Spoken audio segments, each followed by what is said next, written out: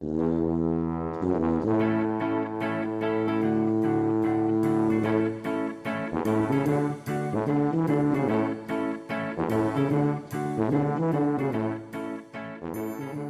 and welcome to the Mental Breakdown Morning Show. I'm Dr. Bernie Wilkinson. I'm Dr. Richard Marshall. And it's Friday, December 9th, 2016. The last day of the week and our final topic for the morning show that has focused all week on the impact and effect of technology and on ourselves, on our family, on our kids, and Our marriages, yes. Today we're going to talk about unplug. Right. How to unplug from the constant barrage of information that we really need to do every day. There are people who have built this into their lives. Built what? Unplugging. Oh, yeah, absolutely. They just, for several days at a time, not just a few minutes, but they will get rid of their phone for some specified period of time on a regular basis just to collect themselves. Yeah. I think that if it were a world in which we could do things the way that they should be done, right, I would, in our clinic or what we do here, we would have opportunities to have people come for like a week at a time, and your phone would be turned off. All of those electronic devices would be turned off and stored during the week so that you had no access to any of that stuff. And if somebody needed you, if there was a dire emergency, they could call the office, but otherwise you had no access to any of that stuff. If for no other reason but to prove you could do it, and you would survive. That's right. I almost fantasize sometimes of what would life be like if we just shut especially the phones and the iPads, if we shut those off for 1 week. What would your family life be like for that week? And I would say it would be peaceful.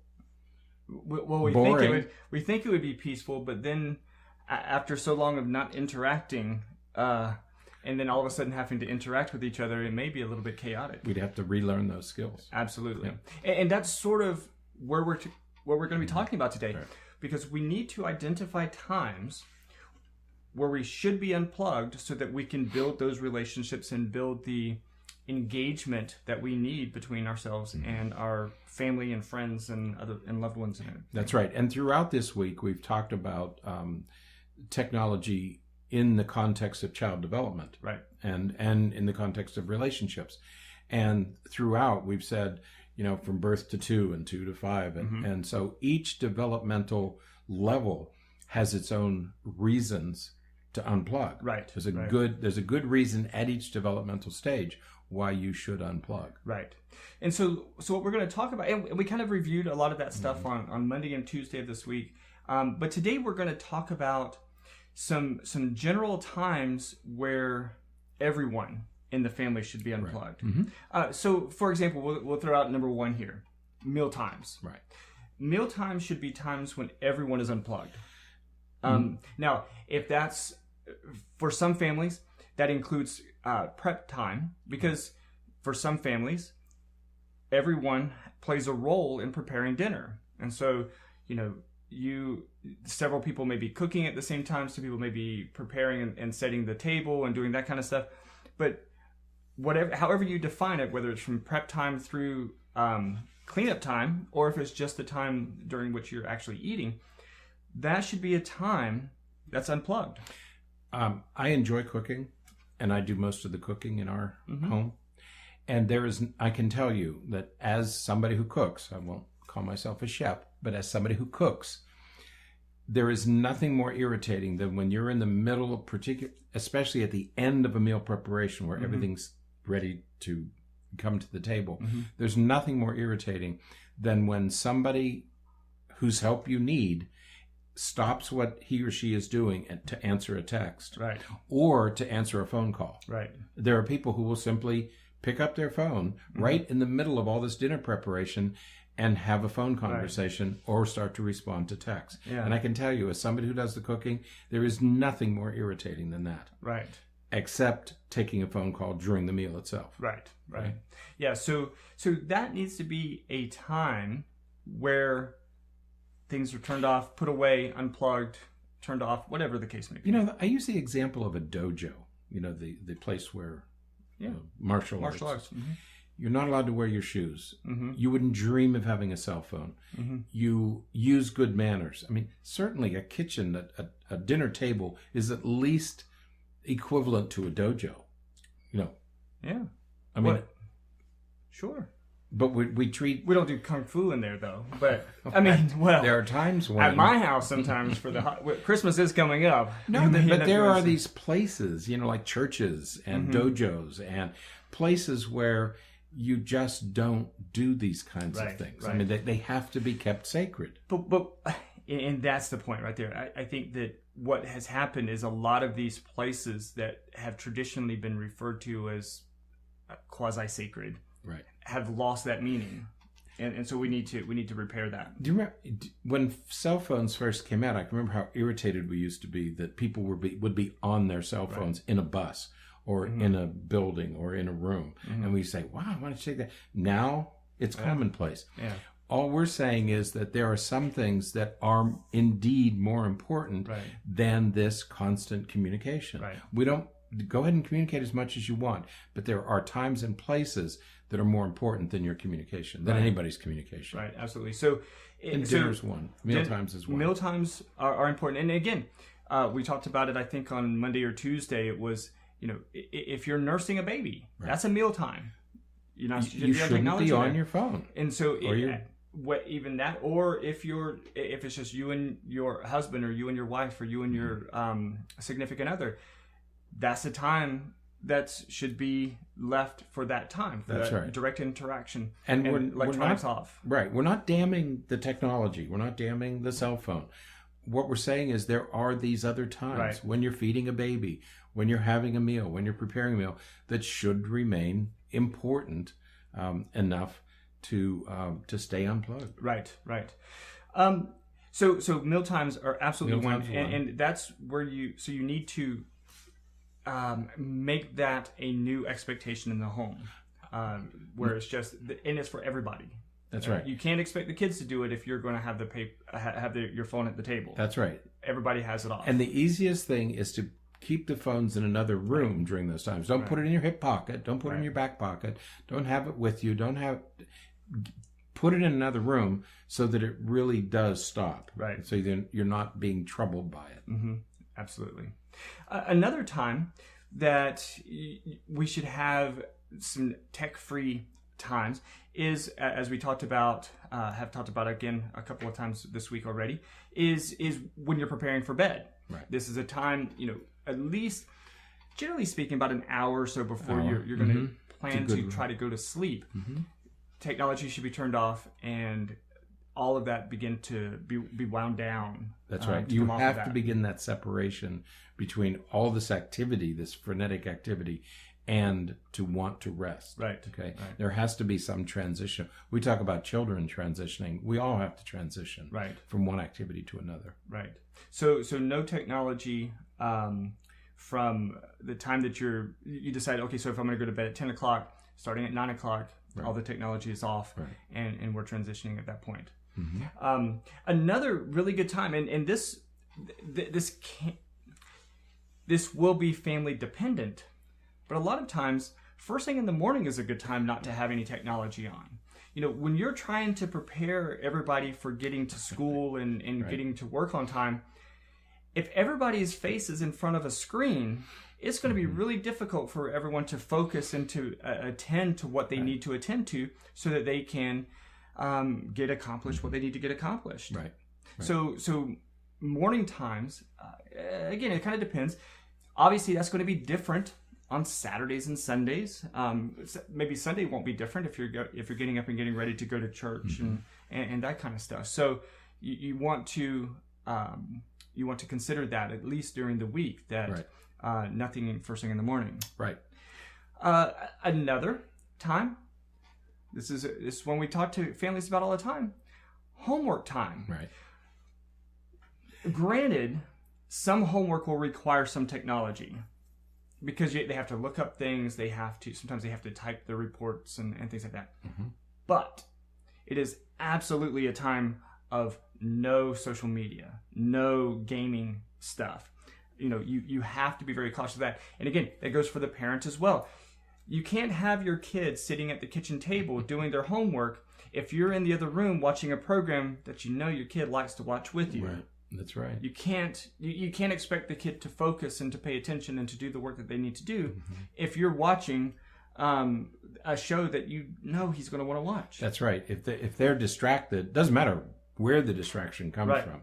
Doesn't matter whether they're distracting themselves or they're being distracted by someone or something else. Distraction is distraction for a teenager who would like not to do this homework, a middle schooler or teenager who doesn't want to do homework anyway, and this just makes it doubly difficult. Right. So just shut the phone off for homework. Yeah. Shut it off. No, they don't have to listen to music. No, there's other ways to listen to music. Okay, right? Yeah. Aren't there? Yes, of course. They have record players and 8-track tapes. And, is that not? I know where this is going. No, what I'm saying is kids will say, well, I need to listen to music while I do homework. And some children do. Okay, that's probably true. Should we let them use it for that? No, unless the phone is on the other side of the room playing music, or the phone is.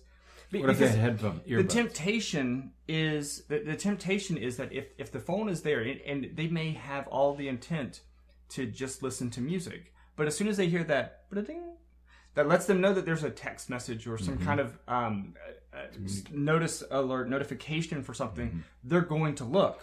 I mean it becomes a reflex. So so you have to either put it across the room. You have to get it away from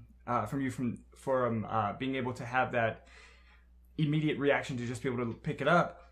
Or, as you said, you have to find a different source of the music. So if the kid's doing work on their laptop or something, or they can have maybe YouTube or iTunes or something like that playing in the background, so they have their music, but they don't have the connection to the mobile device or the cell phone or anything like that. Another solution, and maybe the only solution, is that if your child insists and says, no, I have to have my music, I think you have a choice at that point. Either you give in and hope that it's only music, and it may be, or you sit near the child so you can monitor their phone use. If they're just, and that's, I think, a fair compromise, is that, okay, you want to listen.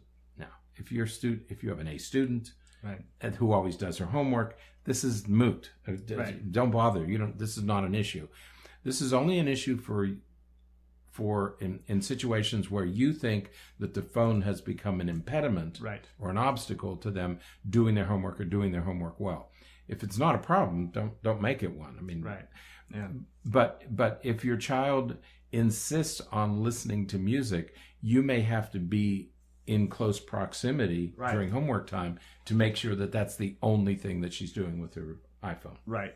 And the little hiccup with that, though, is that this is what you're doing. You're communicating in a way that they will certainly understand that you don't really trust that they're going to do it. Right. And so this it's always difficult to say this to parents, but so what happens if you kind of get distracted and then when you finally realize, I better go check to see what she's doing, and she's on Facebook, do you zap her for that? No. Because the whole purpose of you being close by was because you knew that was a likelihood. That going to Instagram was a likelihood. So do you zap her for going to Instagram when she was supposed to just be listening to music, when you knew that you needed to be there to monitor her because she didn't have the self-control to not go to Instagram? And I would say no, don't zap her for that. Yeah. The reason being, the only reason you're doing any of this is to get the homework finished. Right. Zapping her doesn't get the homework finished. Right. It's another issure altogether. And it's going to get emotions and all that stuff going. That's going to prohibit you from being able to get homework done anyway.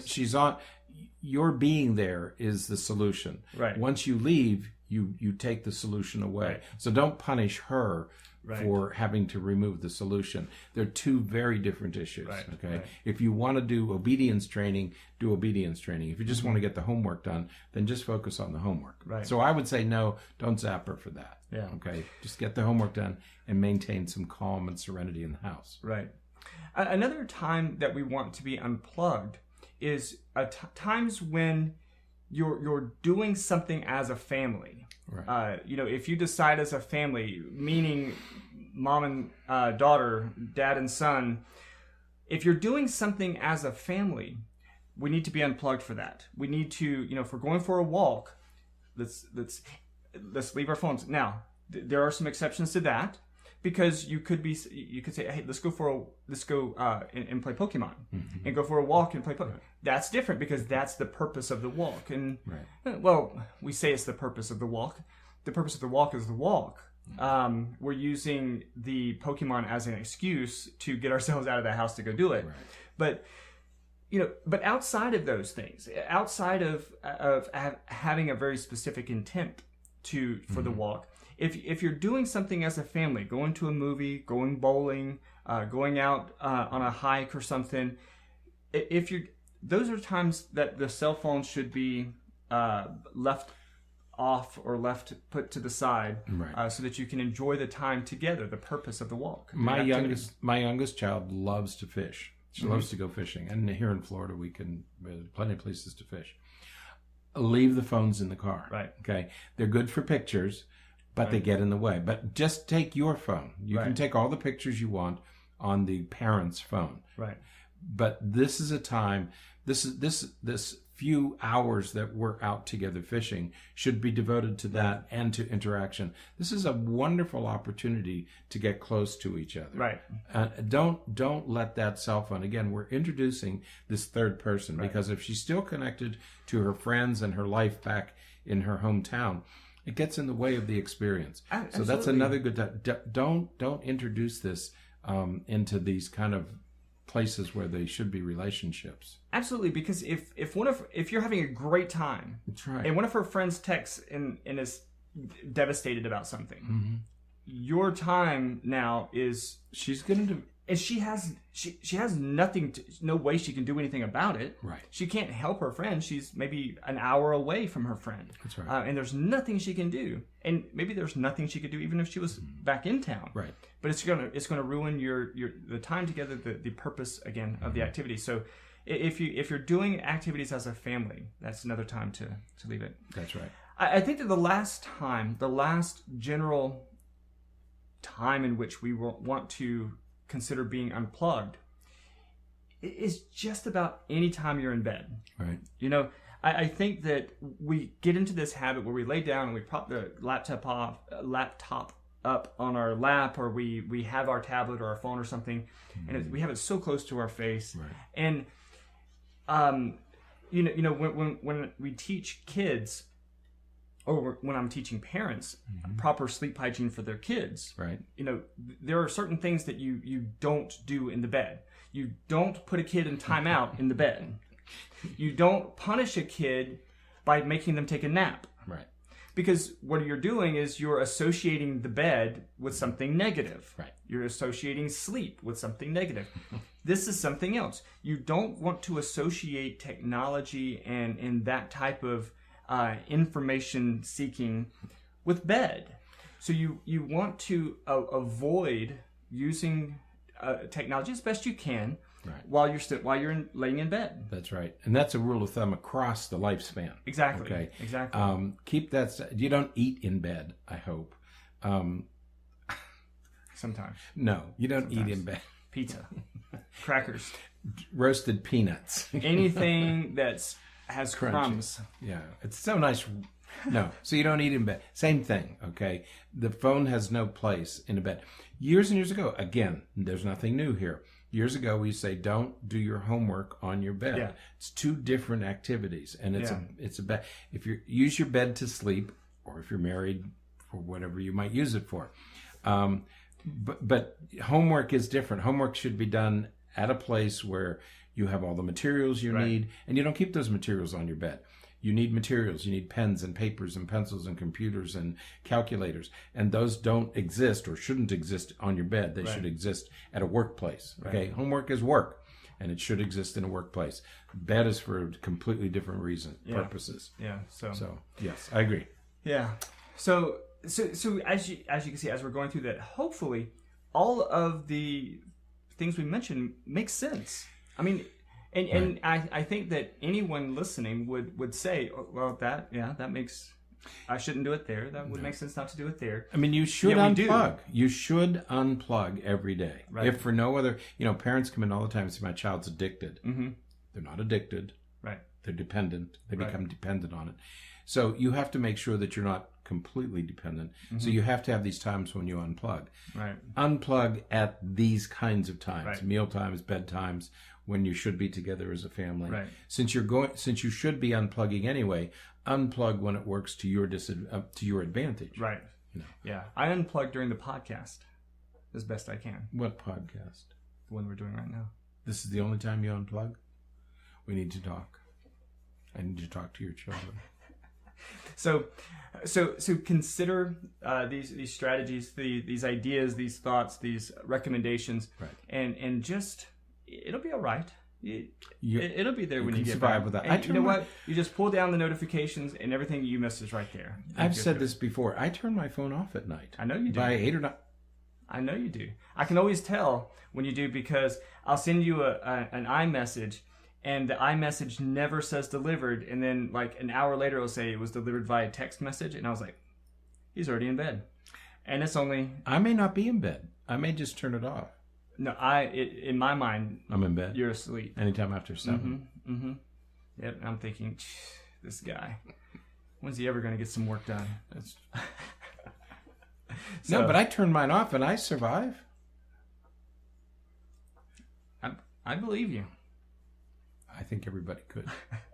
I agree. Your kids don't need an don't. iPhone for an alarm clock. If they need an alarm clock, get them an alarm clock. They cost about $7. They don't need a phone for an alarm clock. You know what they're doing on that phone. All right. And chewing gum is a nickel. And Coke is a dime, but it's in a 7-ounce bottle. You can... glass bottle too, none of this plastic business. There was no plastic in those days. That was pre-plastic. That's because we cared about not because we cared about the environment. We just hadn't been invented yet. The environment hadn't been invented yet. Okay. So, I don't know where we got. It must be Friday. It must be Friday. So, all right. I hope it was helpful. If you have any questions or anything, write to us. Let us know. And let us know what your technology or media problems are. That'd be great. I'd love to hear from you about that. And there is a lesson on video games and electronics in the Parenting Your ADHD Child course that's now on YouTube. There's a link to it in the show notes. Check it out. It's all on YouTube. Lots of resources, lots of things there for you. And Richard has something to say. We forgot, and this is really important. If you are dealing with ADHD or anxiety or depression, there are special considerations with using technology and using media. You can imagine how it can increase anxiety in preteens and teenagers, how it can affect a person with ADHD.